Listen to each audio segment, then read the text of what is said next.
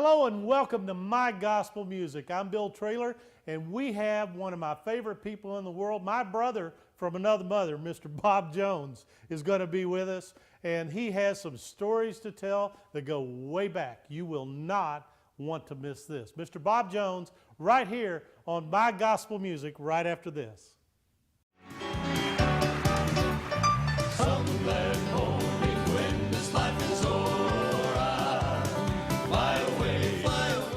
Welcome to My Gospel Music, and I am here with my dear friend, Mr. Bob Jones. Robert, good to see you. Thank you, Will. Nice to be here. It's great to be here. We call each other Robert or Bobby or William or Billy or whatever. Usually William and Bob. Bobby and William. That's right.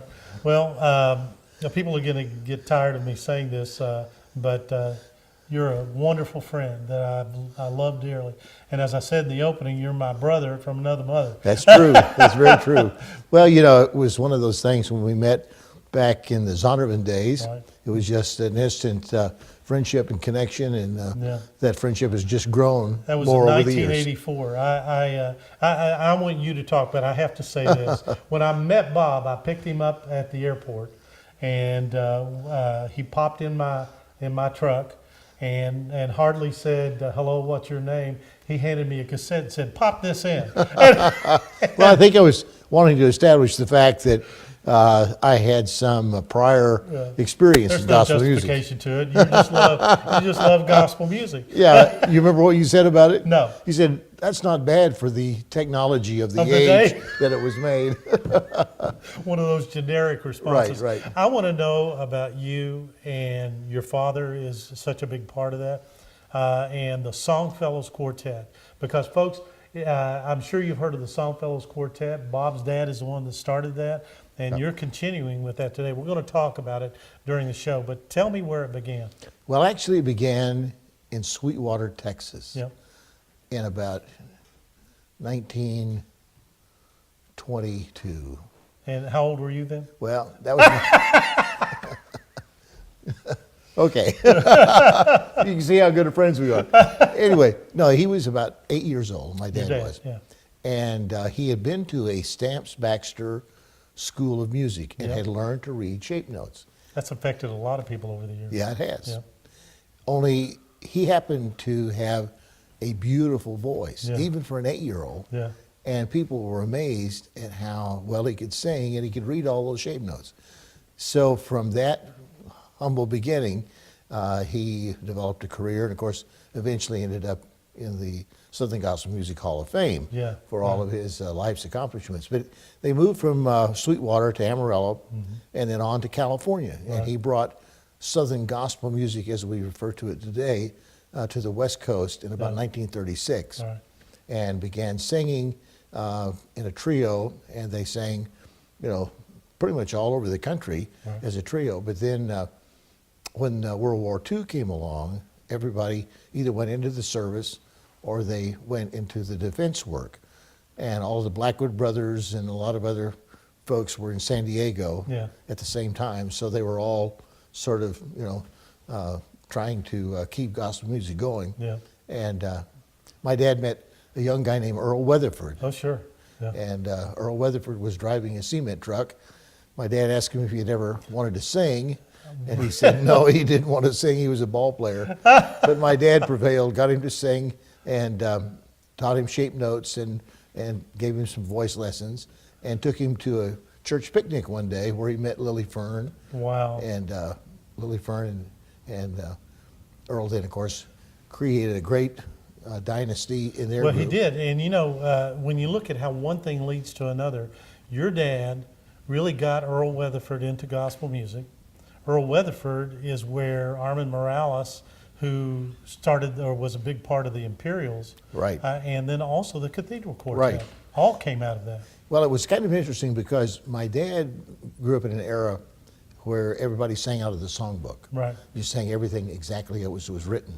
Well, he was really the first one who wanted to change arrangements around, put the tenor on the melody, and he was also a strong proponent of phrasing, where you sing loud and soft. Stayed that way all the way to the end for him. And those were the characteristics, of course, that later made the Weatherfords great. Right. And then Earl taught to Glenn and George and Of the Armin cathedrals, and all the people Imperials. who came after. So Lily Fern sort of gives him credit for being the grandfather of the cathedrals, the Imperials, and a lot of other groups that sing sort of that style. And of course, we still sing that way, Yeah.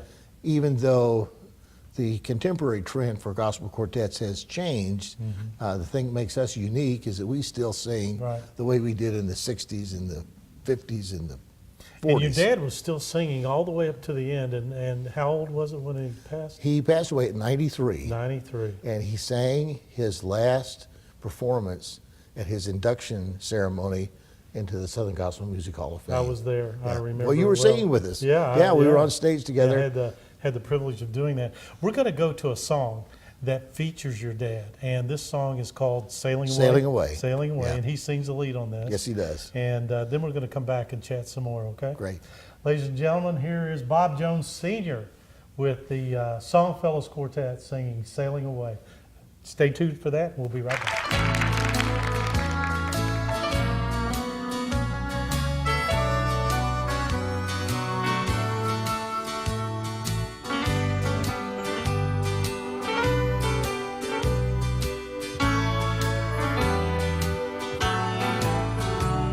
The waters are smooth and sailing seems so easy, but things haven't always been this way. For I have seen the billows roll, bringing storm clouds to my soul, but Jesus has always been my stay. I'm sailing away on the old ship of Zion, sailing to that homeland of the soul. Friends and loved ones are waiting to welcome me yonder. I'm sailing to my heavenly home.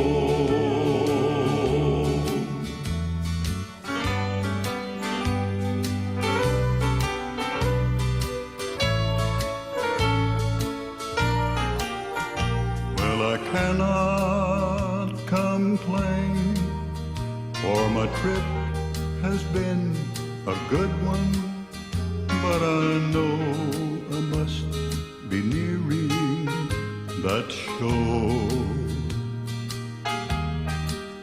For I can almost see the light of that mansion so bright, and Jesus is standing at the door. I'm sailing away on the old ship of Zion, sailing to that homeland of the soul. Friends and loved ones are waiting to welcome me yonder. I'm sailing to my heavenly home. I'm sailing away on the old ship of Zion, sailing to that homeland of the soul. Friends and loved ones are waiting to welcome me yonder.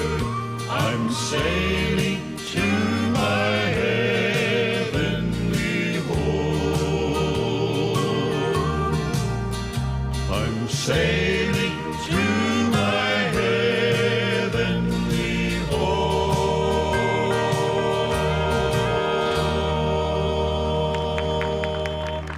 Welcome back to My Gospel Music, and I'm here with my dear friend Bob Jones. And Bob, that was your dad Yes, it singing was. Sailing Away. It was written by Roger Horn, Yes, who it used was. to be part of the Cathedral Quartet. Right. There's so much.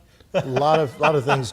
Well, you know, our kind of music is relatively small and compact, and Right. nearly everybody in this business knows everybody else. Yeah. Many of them have sung together. Yeah. And yeah, but that's from your television program that you invited us to come back Yeah. to Charlotte Yeah, indeed. some years ago, and we Right. did that on one of your TV programs.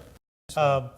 The thing I want to delve into now is, when did the spark come for you? Your dad probably planned it all along, but or maybe No, not. really, no, he really didn't. I was going to be an architect, Yeah. and I was into sports, and he liked sports, but he was so involved in music that his whole life was pretty much centered around that. Right.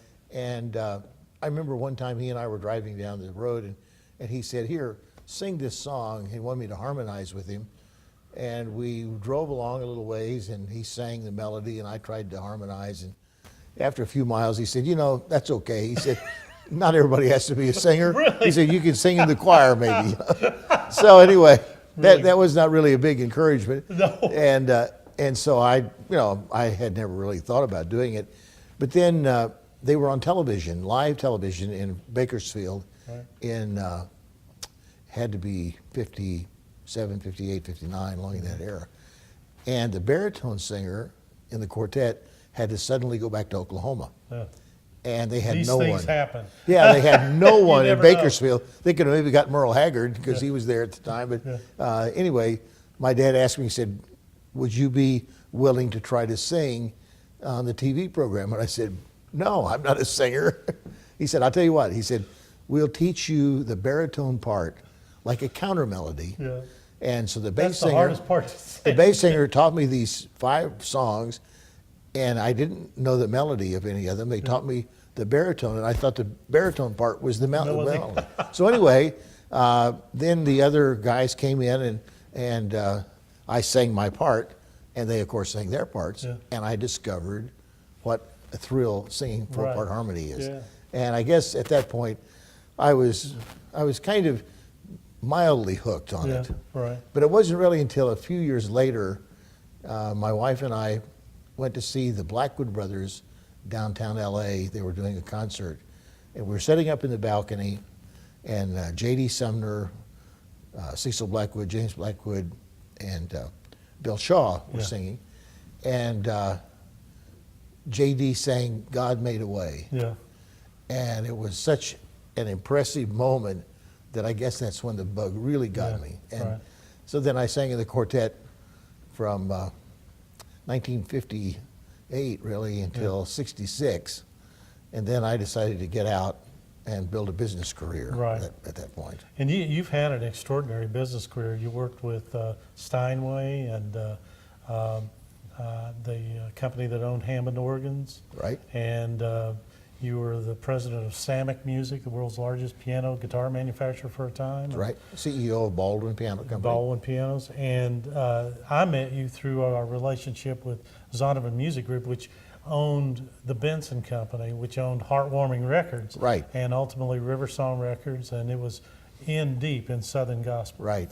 And you were extraordinarily important in a resurrection of Southern Gospel music in those days. That's when the Cathedrals and the Kingsmen and a number of Gold City Quartet, a number of others were coming along. That was a big part of your business thing.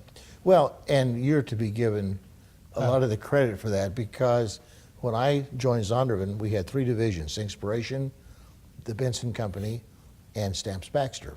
And you were running the Stamps Baxter print at the time, owned River Song Records, and we were distributing River Song.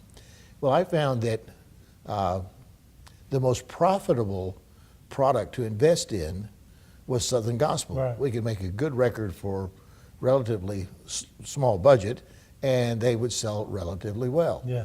And Ben and Brock Spear really got on me one night as they had asked me to go with them to a concert. Coming back, they said, "You know, Bob, no one wants us anymore. Yeah. No one wants Southern Gospel music. Word doesn't want us." Yeah, he's talking about from Spur the business side. Right, from the record and recording standpoint. And he said, as a result, we don't have an advocate in the recording industry. No one is pushing radio. No one's pushing the promotion of our product. And he said, we know you have a background in this kind of music, and we would hope that you would get behind it. And of course, from an emotional standpoint, that's something that you would at least take a look at. And because of your involvement and your enthusiasm for it, and I looked at the numbers, and we came to a decision that as a business model, we would be well to really get behind Southern gospel music. And but none of that would have happened had it not been for you. well,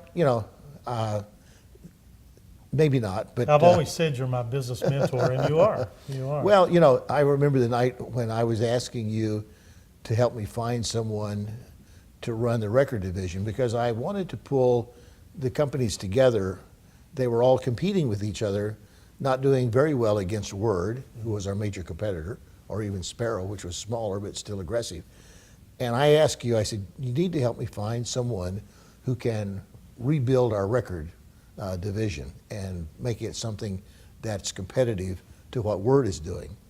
And we sit there, remember we were eating popcorn, watching TV, and it took you about 30, 45 minutes to finally come to me. You said, I've got just the person for you. I said, well, great. I thought maybe you'd know someone. He said, yeah, it's me. He was setting me up, folks. Though. But enough about me. Let's talk about me some more. I mean, you. Well, let me just finish by saying, you took the job. We acquired River Song, and gospel music had I think, a real renaissance at that point. Of course, we had the cathedrals, we had the Spirit family, we had Gold City, we had the Kingsmen, Hemp Hills. Probably leave somebody out that I shouldn't, but we had some great groups. We got behind them. We put them on the Dove award shows. You got them on the NRB showcases, and it really helped catapult the cathedrals from being a great group, but being a great and well-known group. Right.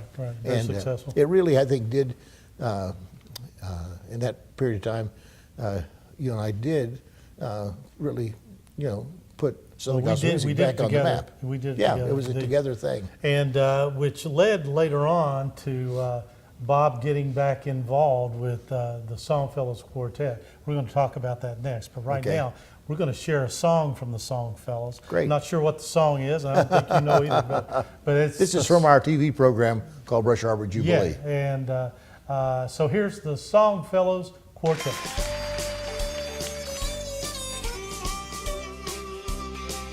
I want to dig a little deeper in the storehouse of His love, of His love.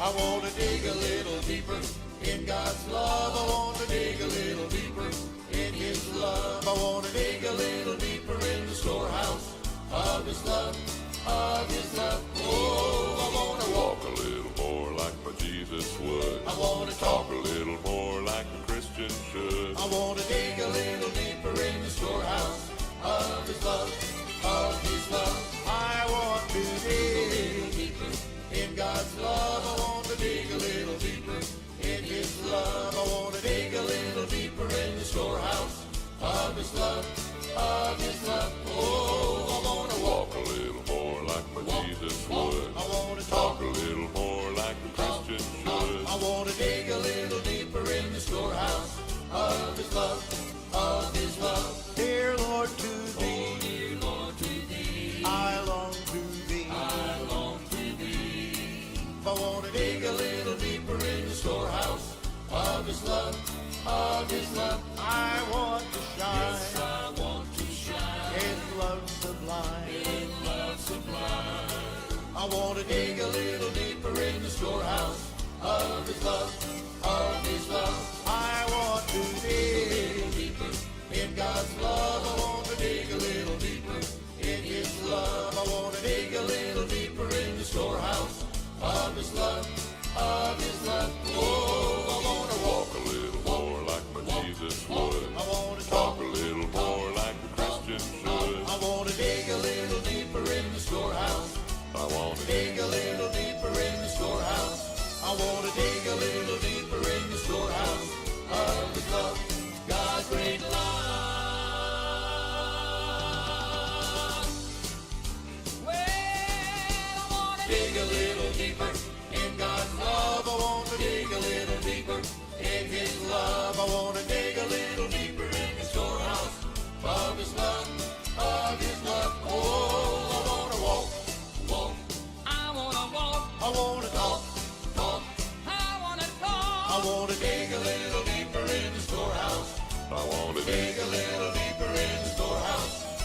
want to dig a little deeper in the storehouse of his love, God's great love.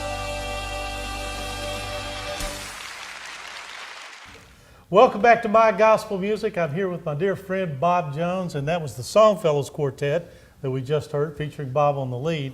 And you moved from baritone to lead singer. Was that your dad's idea? Right.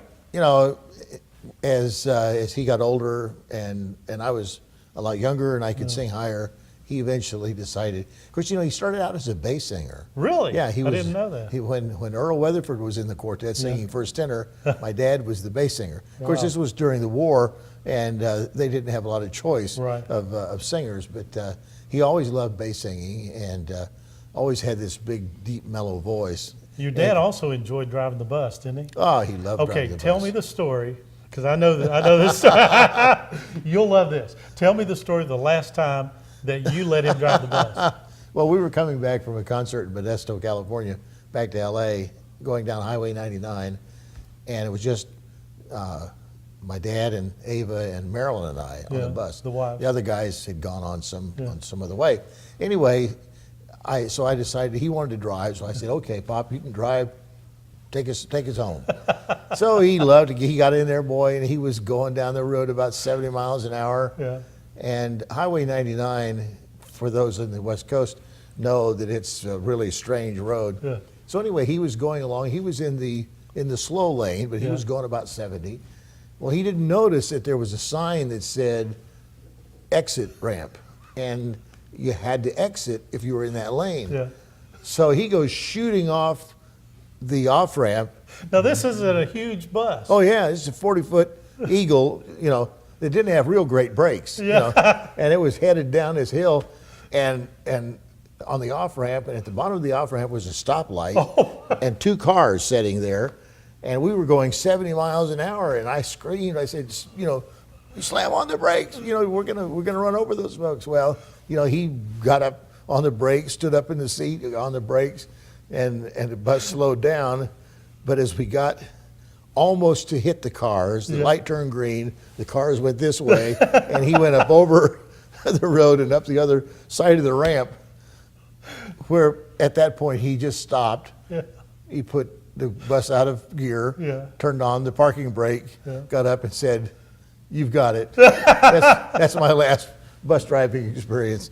So, you know, bless his heart, but he loved buses. Can you imagine those people in the car looking in their rearview mirror going, "Oh, boy, no." I hope they didn't realize how close they came to going on to heaven. Well, you have gone on with the Songfellows Quartet, and tell us about what's going on with that right now. Well, in 1989, I moved back to California to become head of the Samick Music Corporation. And all the guys that we had sung with were still there, and they all wanted to sing. And so I figured, well, what can it hurt, you know? Anyway, so we got back involved again. I'd taken a 20-year hiatus from singing. And all of a sudden, we found that there was a real interest in our kind of music, and we formed an association called the Western States Gospel Music Association, got a bunch of groups together, started promoting, and before long we had quite a quite a strong following. Well, you're a great businessman, and so you got out there, and because you're not giving yourself any credit, but you organized all of that, and all the groups that were singing locally there became part of the association, and it grew because of that. So folks, check it out, songfellows.net. The television show is Brush Arbor Jubilee, and this is my dear friend Robert J. Jones, Bob Jones. Thank you, William. We have a song coming up from him right now, so enjoy the Songfellows Quartet, and we'll see you the next time right here on My Gospel Music.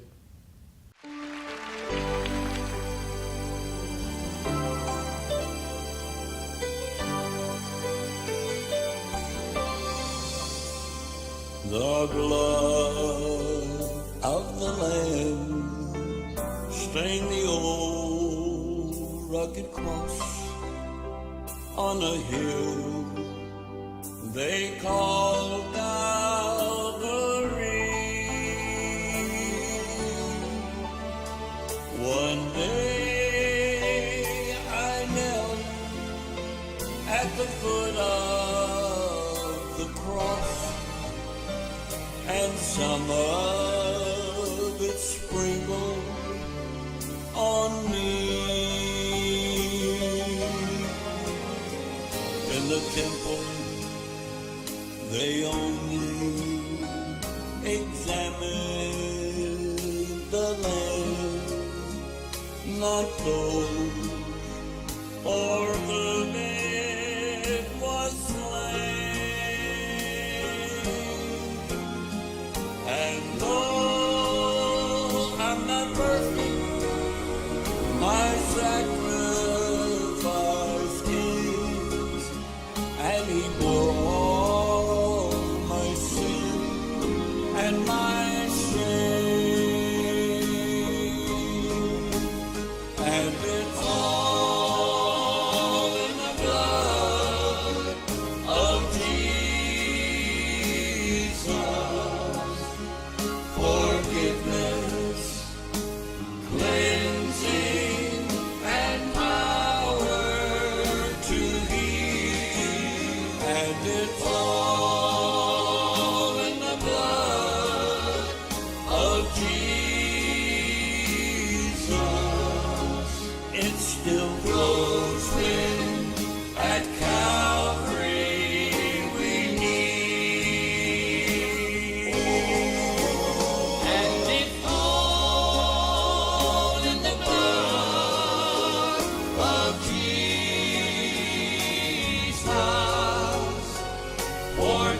Forgiveness, cleansing, and power to heal. And it's all in the blood of Jesus. It still flows when at Calvary we kneel. Yes, it still flows when at Calvary we kneel. When at Calvary we kneel.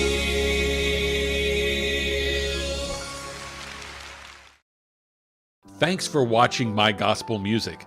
For more information, go to www.mygospelmusic.tv. While you're there, you can send us an email and let us know any thoughts you may have about the show, or give us a call. We'd love to hear from you. The site also contains information about My Gospel Music's guests and where to find their recordings. All that and more is waiting for you at www.mygospelmusic.tv. Thanks again for watching, and we'll see you back here next week.